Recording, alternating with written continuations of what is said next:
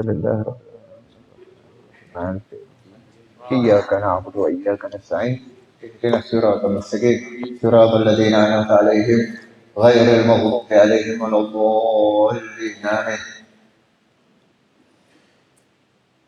الفاتحة إلى روح الإمام حجة الإسلام أبي حامد محمد بن أحمد الغزالي الجوزي وأصول تلامذة المشايخ خاصة وجميع سادتنا آل بعد سادة وأصول من فروعه أن الله بردتهم علينا وعليكم وجعل لكم خير فتنا وأن الله برد في هذه القراءة يقضي حاجاتنا ويشفي مرضانا ويسهل مطالبنا ويسر من الحلال أرزاقنا وينفعنا مع قوم الصالحين مع الأولياء والشهداء والصالحين. بركة بهذا الكتاب وعلمنا وأهلنا وأسلافنا الصالح في هذه القراءة كتاب بداية الهداية وعلى كل نية صالحة وإلى حضرة النبي محمد صلى الله عليه وعلى آله وصحبه وسلم. الفاتحة. بسم الله الرحمن الرحيم. الحمد لله رب العالمين الرحمن الرحيم مالك يوم الدين إياك نعبد وإياك نستعين اهدنا الصراط المستقيم صراط الذين أنعمت عليهم غير المغضوب عليهم ولا الضالين آمين. بسم الله الرحمن الرحيم. الحمد لله رب العالمين والصلاة والسلام على سيدنا محمد أشرف الأنبياء والمرسلين وعلى آله وصحبه أجمعين. أما بعد. Alhamdulillah pada malam hari ini kita akan memulai dalam ta'lim kitab yang sangat mulia, kitab yang dapat mengubah hidup kita makin dekat sama Allah Subhanahu wa taala. Satu-satunya kitab yang masih layak kita baca, mudah dipahami, dan penyusunnya ini seorang Hujjatul Islam, orang yang dibanggakan oleh para ulama-ulama setelahnya.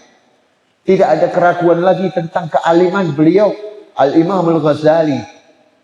Kitab yang akan kita baca ini kitab muhtasar, ringkasan, kitab kecil tetapi maknanya sangat besar, sangat luas, yakni kitab Bidayatul Hidayah.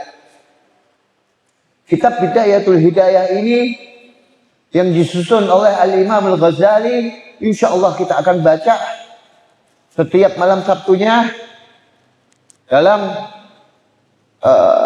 keadaan ta'lim, dan kami usahakan antum semua yang hadir untuk setidaknya memiliki kitabnya. Untuk setidaknya memiliki kitabnya. Beli di toko kitab, ya Allah, harganya berapa? 10.000, 15.000. Mahal-mahalnya 25 sampai 35.000 untuk kalian baca, untuk kalian catat, dan untuk kalian amalkan. Dan sebelum kita mulai ta'lim, pada malam ini, pertemuan ini kita sedikit akan membahas tentang manaqib Hujjatul Islam Al-Imam Al-Ghazali. Manaqib beliau ini sangat luas, tarjamah beliau, biografi beliau sangat luas. Akan tetapi kita tabarrukan, termasuk daripada adab. Kalau kalian mau baca kitab, pertama harus tahu siapa penyusunnya. Setidaknya baca biografinya, setidaknya baca manaqibnya, gimana jejak hidupnya, perjalanan hidupnya, nama ayahnya, berguru sama siapa. Itu termasuk daripada adab ketika kita ingin mengaji satu kitab. Bukan dari Google, asal ketik kok tidak tahu sudah keluar siapa yang berkata-kata, siapa yang menyusun kalimat tersebut. Udah, yang penting kita ambil, kita post. Waliyatubillah min dzalik. Ini bahaya. Dan ini bisa meracuni pikiran kita, pemahaman kita. Khususnya yang sekarang lagi marak ini, orang banyak ngambil dari Instagram, dari TikTok, kata-kata atau apa. Wallahu alam sumbernya dari mana, asal muasal terus dijadikan dalil. Terus dijadikan ini sebagai patokan. Dibikin status, dikirimkan ke wa ma'adalik. Dan bersamaan seperti itu dia merasa, wah ana udah alim, ana dakwah ilallah. Iya Pak ya? Betul kan? Keadaan zaman sekarang padahal tidak ada sama sekali. Yang namanya orang belajar bukan seperti itu. Asal ambil comot sana, comot sini, masukkan sini, wah dakwah ilallah. Sampaikanlah walau satu ayat. Ini bahaya ya ikhwani. Ini bahaya banget. Kenapa bahayanya? Satu, kita dibikin jauh sama kitab-kitab seperti ini. Kita dibikin lalai sama kitab-kitab seperti ini. Mana yang mau ngaji, mana yang bawa kitab langsung. Ada yang bawa kitab Bidayatul Hidayah. Mungkin yang baru kenal namanya kitab Bidayatul Hidayah. Ada sebagian di sini. Apa itu kitab Bidayatul Hidayah? Siapa itu Imam Ghazali? Ada yang kenal. Tidak ada yang tahu. Kenapa? Karena kita dijauhkan, disibukkan sama perkara-perkara yang tadi yang receh, yang tidak ada harganya. Waliyatubillah min dzalik. Ini peringatan yang sangat penting buat kita. Ingatkan ke keluarga kita. Banyak suami, kadang istri negur suaminya pakai video dari TikTok, video dari Instagram, kata-kata dari wallahu alam dari mana. Banyak enggak? Terjadi. Banyak banget. Asal ambil dari YouTube, dari Instagram, dari TikTok, ya kan? Sumbernya dari mana? Wallahu a'lam. Wala qiraah kitab, wala buka kitab, wala ikut ta'lim sama sekali. Ini orang seperti ini namanya orang yang menghancurkan ilmu. Orang yang menghancurkan martabat ilmu seperti ini. Ini nanti kita akan sedikit membaca manaqib Imam Ghazali. Kalian biar tahu bagaimana beliau bisa jadi hujjatul Islam. Susah payahnya, dengan istihadnya, dengan mujahadahnya, riyadhahnya, menggembleng hawa nafsunya, baru beliau jadi orang alim. Ya, kita sedikit tabarukan membaca manaqib atau tarjamah al-Imam Hujjatul Islam al-Ghazali. Ismuhu, pertama kita wajib tahu namanya siapa? Wa huwa Abu Hamid Muhammad bin Ahmad al-Ghazali at-Tusi. Kunyahnya, lakopnya Abi Hamid. Dan dilakopi, dijuluki juga Hujjatul Islam. Hujjah itu apa? Sang pembela agama Islam. Kenapa nanti dijulukin Hujjatul Islam? Itu ada ceritanya. Tidak sembarang orang dijulukin Hujjatul Islam. Ya. Nah, di sini Al-Ghazali ini ada dua versi. Kenapa kok dinamai Al-Ghazali? Ada dua versi. Versi yang pertama dinisbahkan atas tempat, namanya daerah Ghazal. Ya, itu di satu daerah atau pedesaan di daerah Tus, Khurasan, perbatasan antara Iran dan Irak, atau Maghrib atau Syria apa? Ya, daerah situ Khurasan gitu. Iran, Irak sama mana namanya? Damaskus atau Syria. Sekitaran situ, Jazirah Arab. Itu daerah Tus namanya. Ada desa namanya Ghazal. Itu pendapat pertama. Pendapat kedua, kenapa disebut Ghazal? Karena ayahnya itu seorang Ghazal. Ghazal ini orang penenun. Ghazal suf, yang menenun kain suf, kain wol. Ayahnya kerjaannya nanti disebutkan di sini itu menenun kain wol. Itu kerjaan ayahnya Imam Al-Ghazali. Nah, beliau wulida al-Imam Al-Ghazali sanah 54 mi'ah. 450 tahun minal hijrah, daripada hijriyah. Tahun 450 hijriyah. Beliau lahir di mana? Di Madinah Tus, di Korea atau di desa di kota Tus. Min bilad Khurasan, di negara atau negeri Khurasan. Wa kana fi dzalikal asr, dan begitu juga keadaan zaman beliau ketika lahir itu daerah Khurasan dan daerah Tus sekitarnya itu apa? Tastakhiru bil ilm wal ulama was sulaha. Penuh banyak daripada orang ahli ilm para ulama dan orang-orang soleh di daerah situ ketika zaman beliau lahir. Fanasha'a bidzalikal muhit al-ilmi as-salih nash'atan salihah. Beliau lahir di lingkungan atau di cangkupan yang mengamalkan ilmu, yang mempraktekkan ilmu dengan banyaknya para ulama di situ, banyaknya talabatul ilm di situ, dengan kehidupan yang salihah. Kanat usratuhu usratan muhafadzatan mutamassikatan bi ta'limid din al-hanif. Keluarganya Imam Ghazali ini termasuk daripada keluarga yang menjaga, yang memakmurkan daripada taklim agama Islam, yakni taklim belajar ilmu agama seperti ini. Waqad kana abuhu, nah ini ayahnya, ini cerita sedikit daripada ayahnya, Muhammad bin Ahmad. Ayahnya namanya Muhammad juga. Kenapa kok namanya bisa dinamain Muhammad lagi? Ya kan, nama ayah, nama anak sama kakeknya juga Muhammad juga.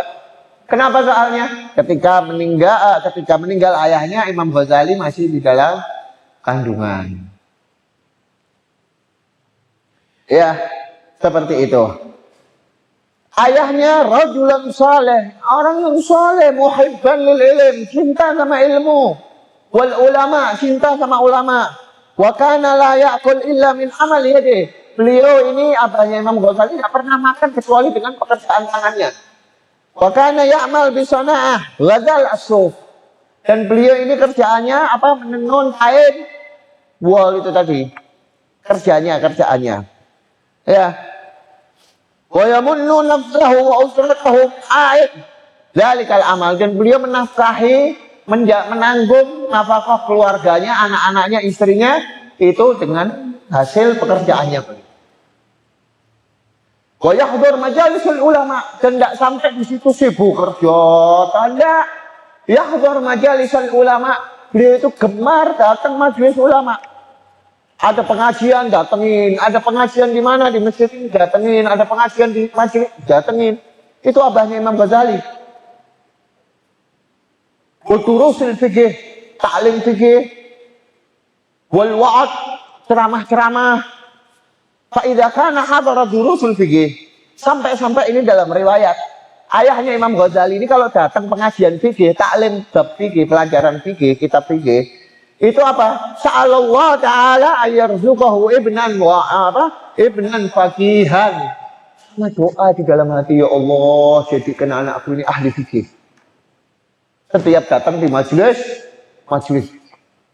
Nanti datang lagi di wa'idhan, ceramah, doa. Ya Allah, jadikan anakku ini mubaligh, orang yang ceramah, yang pintar dalam dakwah ilallah. Setiap datang beliau doa kayak gitu. Dan doa di majelis-majelis itulah turut, tidak tertolak doanya. Makanya kalau kita hadir seperti ini, banyakin doa. Hajat-hajat kita seperti apa, sebutin semuanya. Jangankan taklim, maulid aja, tahlilan aja, pikiran aja, qabul hajat. Apalagi taklim yang lebih-lebihnya.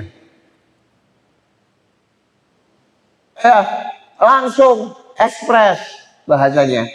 Ya, tinggal butuh keyakinan aja. Seperti itu.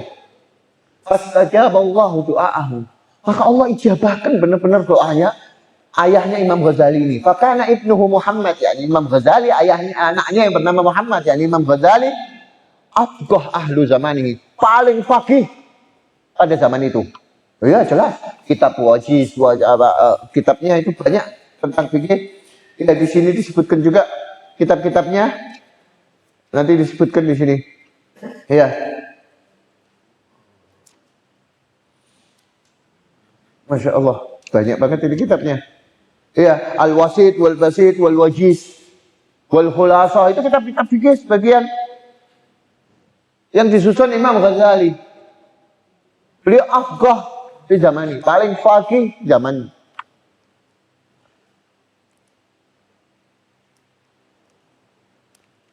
Wafarat midyanihi, dan beliau Imam Ghazali ini juga karena doa ayahnya termasuk pemimpin dalam kalangannya para ulama. Wa kana ibnahul akhar, anaknya satunya adiknya Imam Ghazali namanya Ahmad. Wa'idhan balighan mu'ziran, seorang penceramah yang lantang yang bisa mempengaruhi orang yang mendengarnya. Sampai katanya apa? Ihtada biwa'zihi al-jammul ghafir.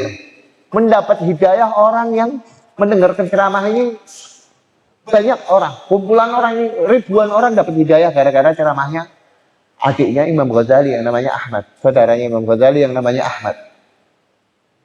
Ini karena doa ayah. Ya, dan begitu terus. Al-Imam Al-Ghazali sebelum lahir ayahnya ini ngumpulin duit juga. Ngumpulin duit. Dan ketika mau hadir wafatnya, ayahnya Imam Ghazali ini sudah mau meninggal, dipanggil satu temannya. Yang termasuk daripada ahlus shalah, ahlul khair, orang baik, orang bener.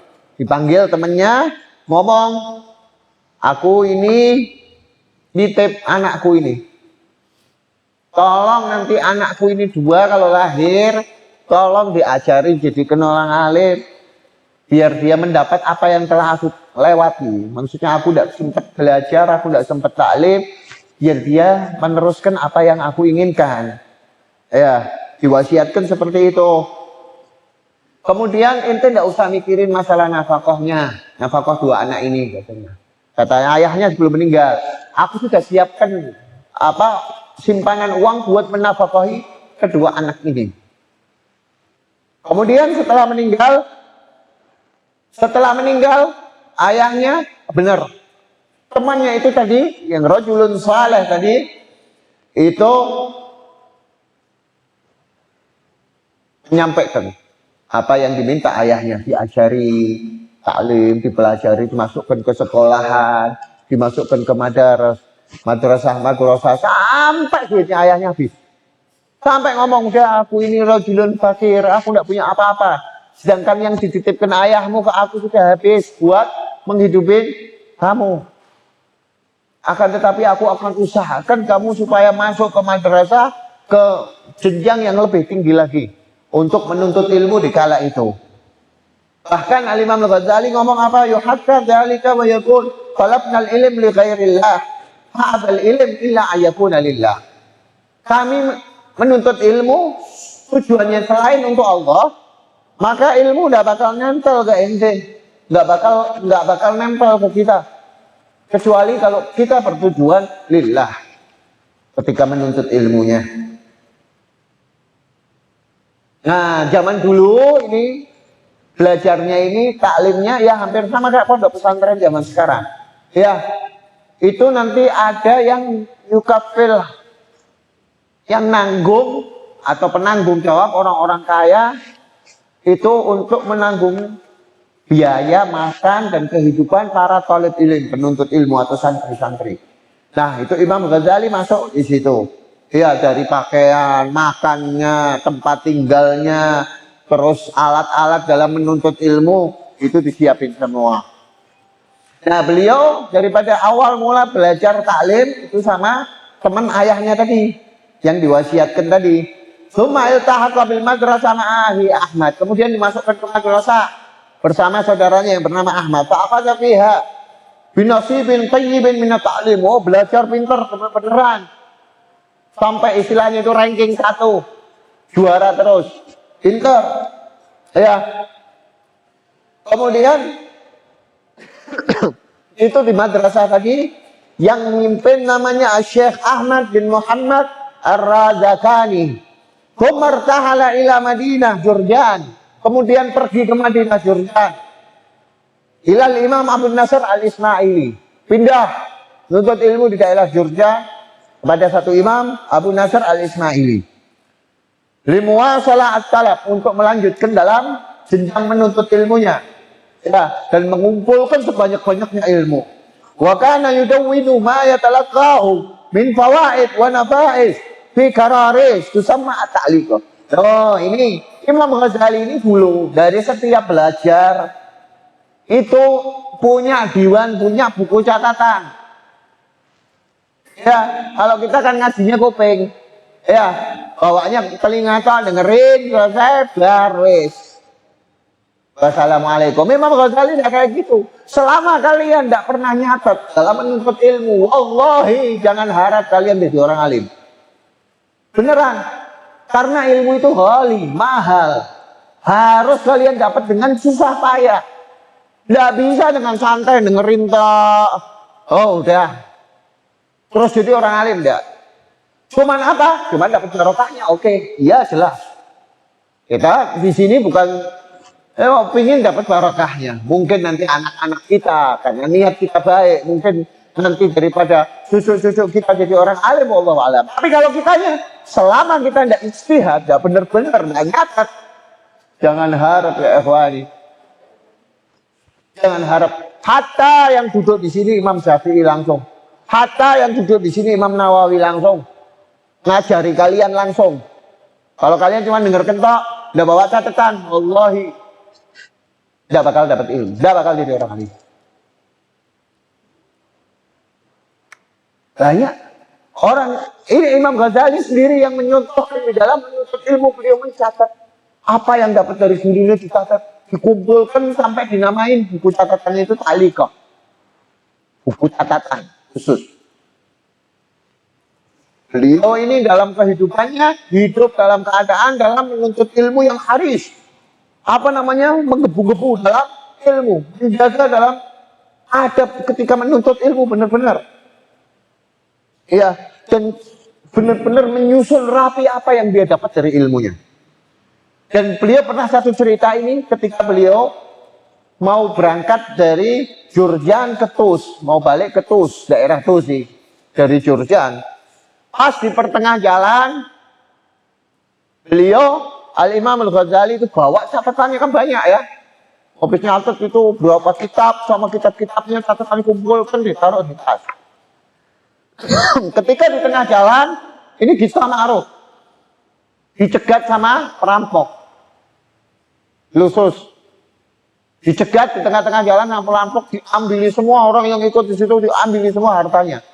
Al-Imam Al-Ghazali ngeliatin terus tasnya. Dibentelin, ini tas diambil gak? Diambil, kok diambil? Diikutin terus ini yang ambil. Ngomong apa? Sambil ngomong Imam Ghazali apa katanya? As'aluka anturadju alayya ta'liqati faqat ambil tasnya, aku minta catatan-catatanku bawa sini. Tas yang lain ini sini ambil loh. Ambil gak apa-apa. Tapi tolong catatan-catatan itu jangan ambil. Ya ini catatan anak dapat dari bertahun-tahun anak ngumpulin dari guru-guru, dari masyayikh yang anak dapat, anak catat daripada kumpulan ilmu. Ini perampoknya pinter, perampoknya ini juga pinter nih. Akhirnya dapat hidayah di sini Imam Ghazali. Gara-gara perampoknya. Apa ngomongnya katanya? Wamahya ta'liqatuk. Apa sih ta'liqatmu? Catatan itu apa? Kutubun wa awraq bitil kalmihlah. Kitab-kitab dan lembaran-lembaran di dalam tas itu tadi. Hajartu li sima'iha wa kitabatiha wa ma'rifati ilmiha. Aku ini hijrah jauh-jauh ke negeri Jurjan untuk mendapatkan, mendengarkan, menyusun, mencatat, mengumpulkan semuanya. Qalu kaifa tad'i ma'rifatiha wa qad ghaba anta ilmaha lamma akhadnaha minka.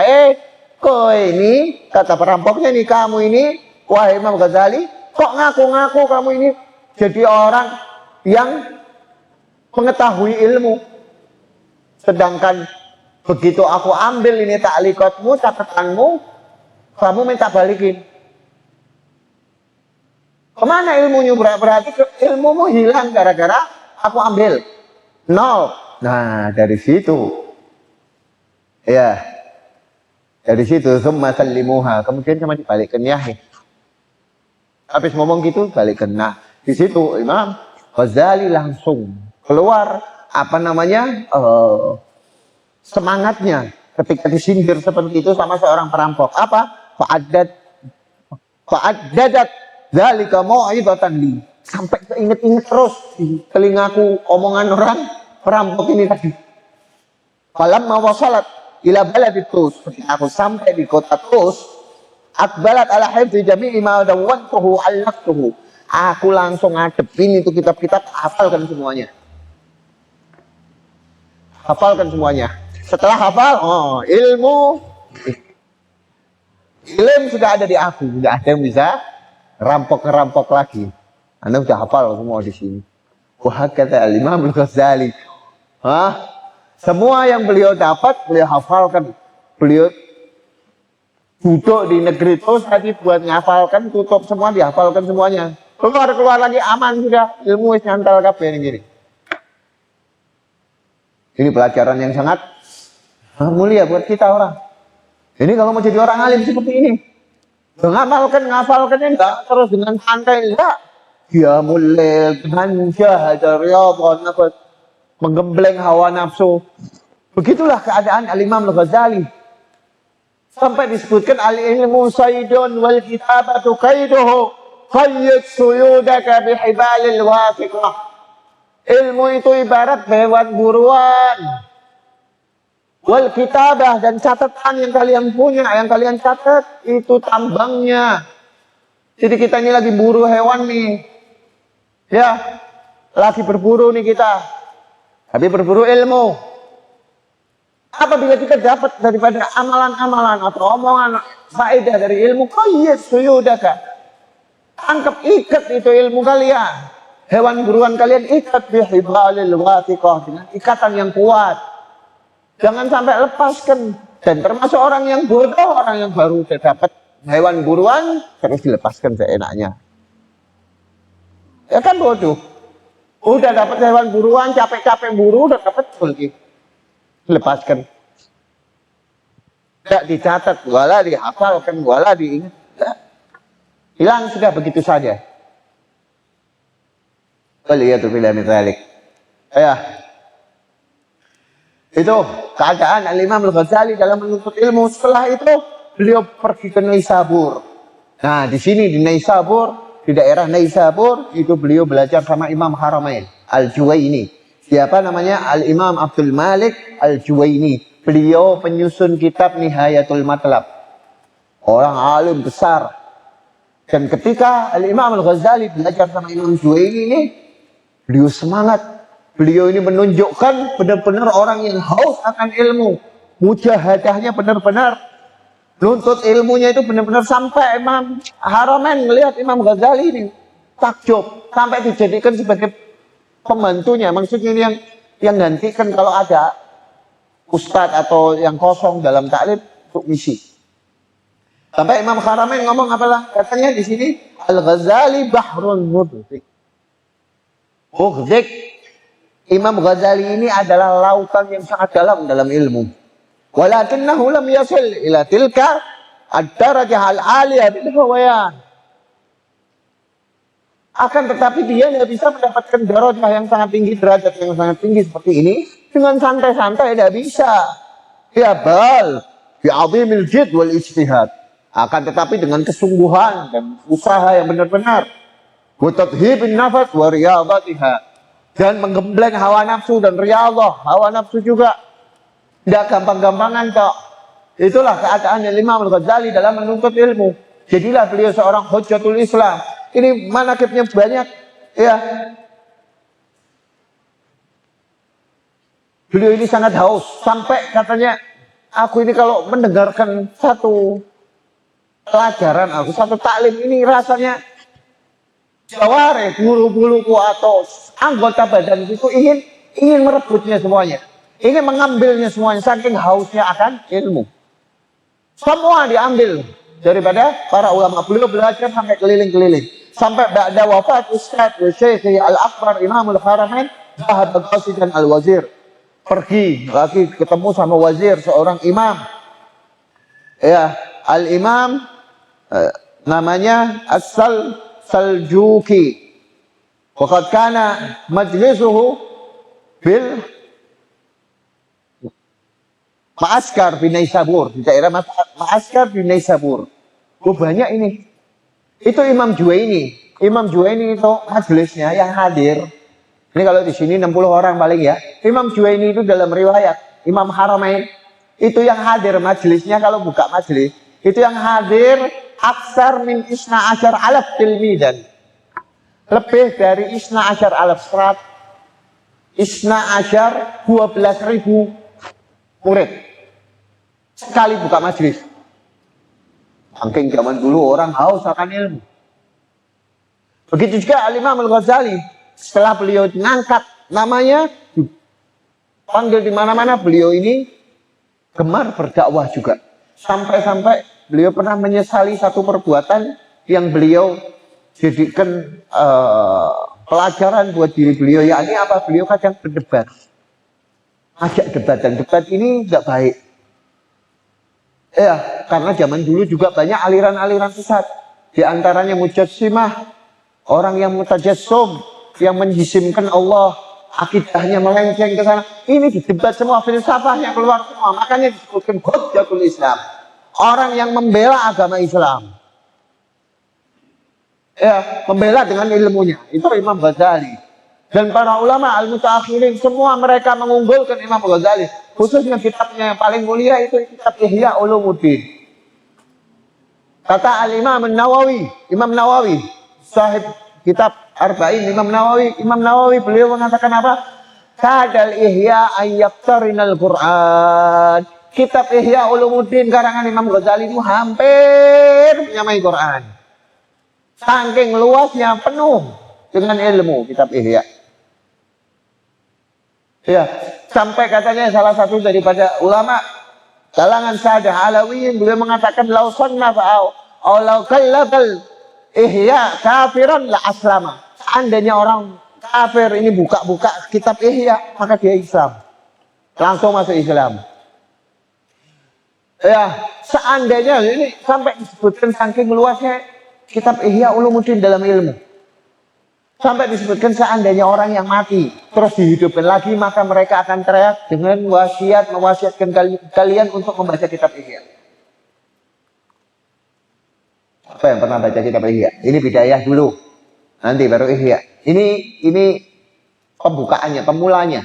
Setelah pemula, man aradal bidayah fa alaihi bil bidayatul hidayah wa man aradal nihayah fa alaihi bil ihya.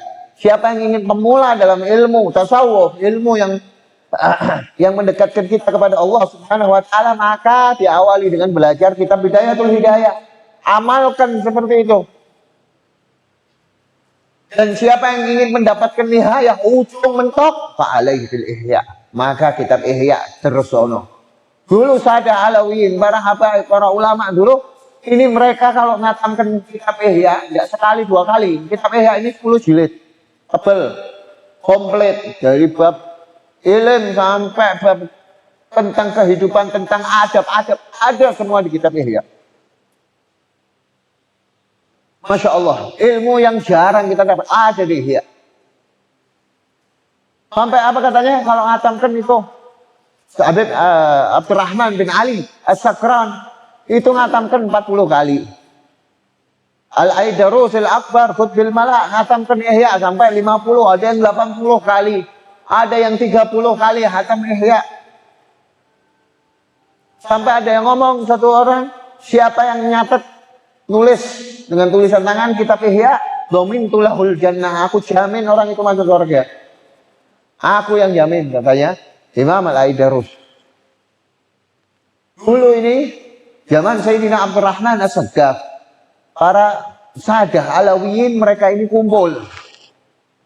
Mereka ini bingung mau bikin susunan kitab. Buat apa? Buat nanti biar anak-anaknya itu ada pedomannya dari kitab-kitab yang diajarkan para salafun saleh. Ketika lagi kumpul seperti itu, datang satu orang dari Baghdad, dari luar, dari Mesir, bawa kitab Ihya. Sampai di situ ditolak, wah, cukup. Tidak perlu kita nafas lagi, tidak perlu kita orang nyusun kitab lagi. Ini yang kita tuju, yang kita maksudin ini, yang ada di Ihya. Sampai dijulukin apa? Imam Al-Ghazali ini Sayyidus Sadah, penghulunya para Sadah, Abul Alawiyin, bapaknya Alawiyin.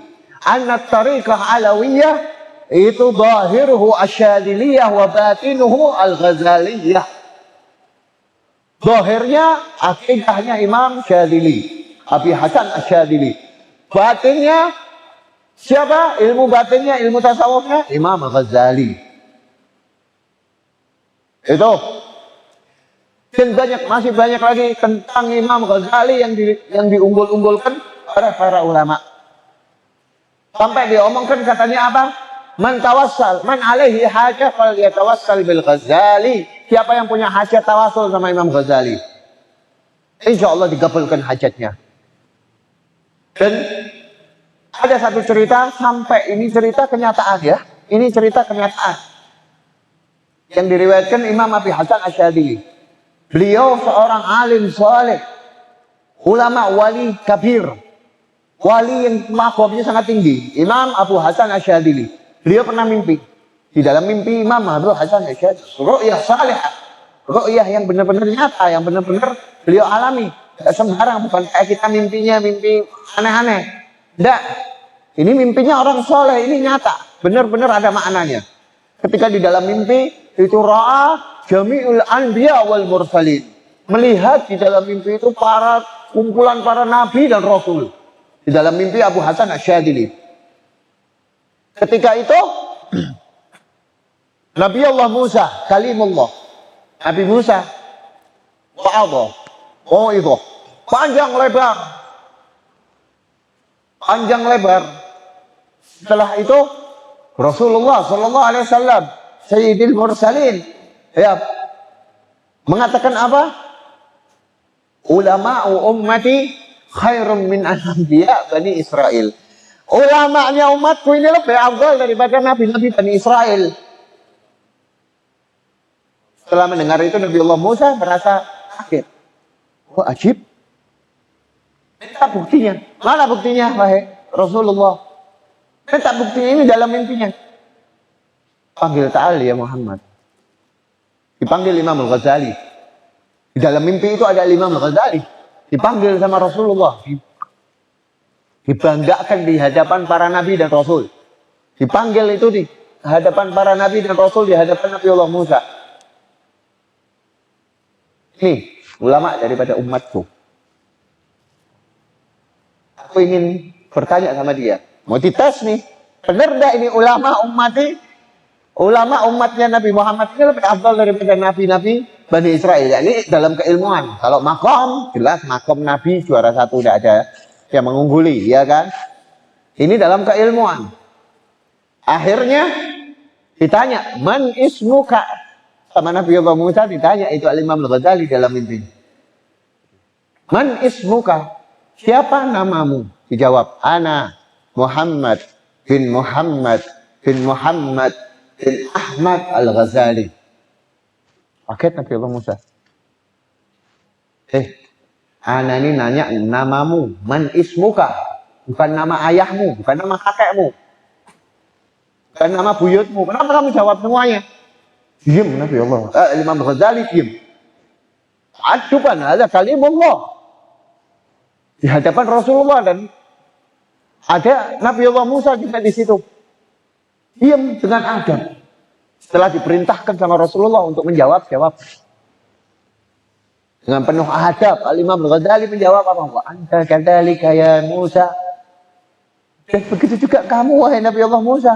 Lamma sa'alallah wa ma tilka biyaminik. Ketika Allah bertanya kepadamu di surat Thaha ada itu. Wa ma tilka biyaminik, apa yang ada di tangan kananmu? Qala hiya asaya atawakka'u 'alaiha wa ahusyu biha 'ala ghanami wa liya fiha ma'arifu ukhra. Ini adalah tongkatku, atawakka'u biha, aku bersandar dengannya, wa ahusyu biha 'ala ghanami, aku menggiring ternakku, kambing-kambingku, dan wa liya fiha ma'arifu ukhra. Ada kok kegunaan-kegunaan lain lagi. Kenapa kau tidak jawab iya asaya tok? Diam Nabi Allah Musa. Saya jawab seperti ini. Iya kan? Lihat di surat Thaha ada itu. Ketika Allah Subhanahu wa taala bertanya sama Nabi Allah Musa, "Wa ma tilka bi yaminika ya Musa?" Dijawab sama Nabi Allah Musa, "Qala hiya asaya." Harusnya kan jawab satu, jawabnya satu sudah cukup. Ya asaya, kelar. Ya kan? Nah, ini kata Imam Ghazali, kenapa kok ditambahi? Atawakka'u 'alaiha wa ahusyu biha 'ala ghanami wa liya fiha ma'arifu ukhra. Kut Nabi Allah Musa diam. Ambil doa, ya Rabbi ja'alni min ummati Muhammad. Ya Allah, jadikanlah kami termasuk daripada umatnya Nabi Muhammad ini. Saking melihat kealiman Al-Imam Al-Ghazali yang termasuk daripada umatnya Nabi Muhammad sallallahu alaihi wa ala alihi wasallam. Dan itu cerita nyata. Mimpinya Imam Abu Hasan Asy'adzili nyata. Dan ini termasuk daripada kemuliaan Imam Al-Ghazali di dalam mendapatkan maqam yang sangat tinggi di hadapan Rasulullah sallallahu alaihi wasallam. Dan buktinya kitab Ihya di mana-mana dibaca. Ya Pak ya? Kitab Bidayatul Hidayah di mana-mana di pondok pesantren dibaca. Cacat itu pondok pesantren kalau tidak pernah baca Bidayatul Hidayah. Wallahi cacat. Sampai dikatakan apa katanya? Kalau kalian mau membedakan antara ulama akhirat dan ulama dunia, bedakan. Dia cinta sama Imam Ghazali sama kitab-kitabnya, apa dia benci, apa tidak pernah baca. Kalau dia cinta sama Imam Ghazali dan kitab-kitabnya, maka saksikanlah dia termasuk ulama akhirat. Kalau dia tidak pernah baca, tidak pernah mau, bahkan berani mengatakan dhaif semua hadisnya, oh, saksikanlah ini orang termasuk ulama dunia. Karena apa? Nanti kalian buka kitab Bidayatul Hidayah saja, pembukaannya. Ini kayak rasanya kayak ditamper kita. Daripada sindiran-sindiran Al-Imam Al-Ghazali dalam niat kita, dalam niatnya orang menuntut ilmu itu seperti apa, bakal dijabarkan semua di sini. Beliau umurnya cuma 55 tahun. Itu dikasih umur 55 tahun, sudah ngarang kitab banyak-banyak kayak gitu. Semua ilmu, ilmu beliau kuasai. Ilmu nahu, mantik, balaghah, filsafah, semuanya. Ilmu debat, semuanya. Ilmu kalam, beliau kuasai semuanya. Khususnya ilmu fikih, ilmu tasawufnya top, juara 1. Kalau debat menang-menang deh. Sampai akhir hayatnya beliau balik ke desanya, beliau uzlah. Sudah terkenal nih di mana-mana, sampai kalau datang di satu daerah itu kayak datang ada habib besar, ada ulama besar, kumpul puluhan ribu. Itu Imam Ghazali. Sampai sudah terkenal beliau balik uzlah. Novel kitab Ihya dulu, kemudian kitab-kitab yang lain, dan terakhir kitab Bidayatul Hidayah. Ini setelah Ihya kitab Bidayatul Hidayah. Ya, beliau meninggal tahun 505 Hijriah. Ya, beliau termasuk orang yang tawadhu. Beliau yang gemar menyebarkan ilmu, dan orang yang zuhud. Semua yang beliau katakan ini sudah diamalkan semua sama beliau. Masya Allah. Mudah-mudahan kita orang baca manaqibnya Imam Ghazali kecipratan berkahnya. Ini imam, ya khair imam. Kalian wajib kasih tahu keluarga kalian, kenalin ke Imam Ghazali kitab-kitabnya. Jauh kita orang tidak pernah baca kitab Bidayatul Hidayah, tidak pernah baca kitab Ihya. Ya Allah. Makanya, mumpung ini ada talib, datang bawa kitabnya, bawa catatan apa yang kalian dapat daripada amalan, dari hadis, dari kalam-kalam Imam Al-Ghazali dan lainnya, catat. Jadikan itu catatan buat kalian amalkan. Adabnya Sadah Alawiyin, habaib. Ini, ya, tak kasih tahu ya, orang tarim itu tidak sembarangan pakai imamah. Ya. Orang tarim tidak sembarangan pakai imamah. Ya, kalau sekarang kan wala biro'ah, wala belajar apa, pinter gosidah siti, pinter kiai siti, langsung imamahan. Iya kan? Wow, jadi mirjah, pengen punya jah yang besar. Ya, waliyatubillah min dzalik. Padahal nol. Tidak pernah baca ini, tidak pernah ngatam Risalatul Jami'ah, wala Safinatun Najah, wala Muqaddimah, wala Bidayatul Hidayah. Adatnya ahlu tarim itu tidak boleh pakai imamah kecuali sudah baca kitab Bidayatul Hidayah dan mengamalkan apa yang di kitab Bidayatul Hidayah. Itu baru boleh pakai imamah. Kalau tidak, jangan dulu, jangan bangga-banggaan dulu. Buat apa yang dia pakai imamah? Itu mau pakai imamah buat ngamalin sunnah. Doh, kalau dia mulai bangun malam pakai imamah, ada afdol. Atau mau pakai imamah dengan niat sunnah, pakai dengan satu helai, sudah dapat pahala sunnah. Itu seperti itu adatnya. Supaya apa? Ini supaya kita orang ini memiliki tuntunan, urutan dalam kehidupan. Sesuatu yang madorotnya lebih besar, itu mendingan ditinggalkan daripada kita mungkin mendapatkan manfaat. Tapi manfaatnya masih bisa ada manfaat yang lain. Lawang imamahan tidak pakai siwak. Padahal afdal mana? Afdal siwak baina sama wa sumur. Iya kan? Ya, itu contohnya seperti itu. Amalkan yang lain dulu. Karena apa? Kalau kita pakai imamah, mungkin kita orang nanti akhirnya sombong. Akhirnya diri kita orang ini belum pantas. Tidak sembarang. Imamah itu mahkotanya orang Islam. Kalau orang mau sembarang pakai imamah atas orang jalanan pakai imamah, habis muruah para ulama. Itu di kitab Muqaddimah Hadramiyah, di kitab Ushul Kalim disebutkan, ya, salah satu a'immah itu mengatakan, katanya orang pakai ilbas, pakaian-pakaian ulama dengan tujuan untuk mencari ujrah, itu haram hukumnya. Haram enggak? Haram. Makanya daripada niat dan tujuannya. Dari mana kita dapatnya? Dari belajar. Kalau kita tidak belajar, oh, bangga-banggaan la haula wala quwata illa billahil aliyil azim.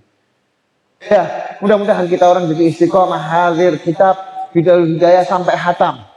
Ya, mudah-mudahan diberkahi apa yang kita dapatkan dari kitab Bidayahul Hidayah ini kita amalkan. Ya, niatkan dari sekarang. Ini amalan dari kita melek sampai kita mau tidur lagi. Harian penuh amalan-amalan ini. Dan adab-adab yang lainnya juga bakal disebutkan tentang perhubungan sesama manusia. Insya Allah kita akan mulai pertemuan yang akan datang kita dalam pembukaan kitab Bidayahul Hidayah ini. Daripada sedikit manaqib al-Imam Al-Ghazali. Wallahu a'lam. Subhanakallahumma wa bihamdika asyhadu an la ilaha illa anta astaghfiruka wa atubu ilaik. Ya Rabbana antarabna bi anna la أوانا لا شرفنا يا رب